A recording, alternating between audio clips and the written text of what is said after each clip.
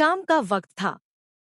आसमान पर हल्की धुंध छा चुकी थी और कैफे के बाहर ठंडी हवा में झूलते पेड़ों की शाखाएं कुछ अजीब सी फुसफुसाहट कर रही थी। उस पल में कुछ ऐसा था जो हवा में बेचैनी घोल रहा था। आर्यवर्धन की निगाहें हर आने जाने वाले चेहरे पर घूम रही थी। उसके मन में तूफान था, एक शक, एक जलती हुई बेचैनी जो अब सच्चाई में बदलने वाली थी। कैफे के सामने खड़ी काली गाड़ी में बैठे हुए उसने देखा, मीरा। वही मीरा जिस पर वो आंख मूंद कर भरोसा करता था। लेकिन आज वही मीरा किसी अजनबी से मिल रही थी। वो अजनबी कोई आम आदमी नहीं था, एक सेल्समैन जो दिखने में भला इंसान लगता था, पर उसकी हरकतें कुछ और ही कहानी सुना रही थी। आर्यवर्धन की आंखें चौड़ी हो गईं जब उसने देखा कि मीरा अपने पर्स से पैसों से भरा एक बैग निकाल रही है।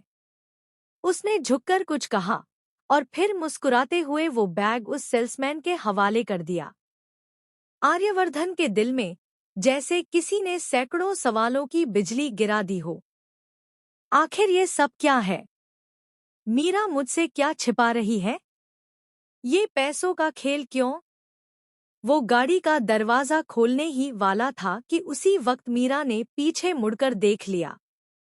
उसकी आंखों में डर की एक झलक थी और होठों पर एक बनावटी मुस्कान। आर्यवर्धन आगे बढ़ा और जैसे ही मीरा ने कुछ बोलने की कोशिश की, उसने झट से उसका हाथ पकड़ लिया। मीरा, उसकी आवाज में ठंडापन था, लेकिन आंखों में तूफान। क्या चल रहा है ये सब?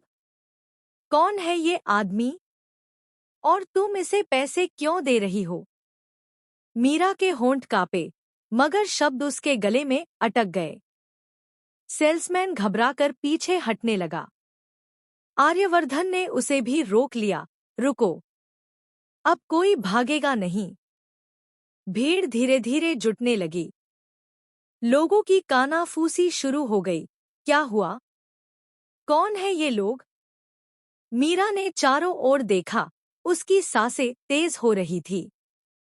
उसके चेहरे का रंग उड़ गया था। वो जानती थी, अब उसका राज खुलने से कोई नहीं रोक सकता। इसी बीच वहां जेने भी पहुंच गई, वो जो शुरू से ही मीरा पर शक कर रही थी। जेने के होठों पर एक हल्की मुस्कान थी, जैसे वो कह रही हो, मैंने कहा था ना, मीरा कुछ बड़ा खेल खेल रही है।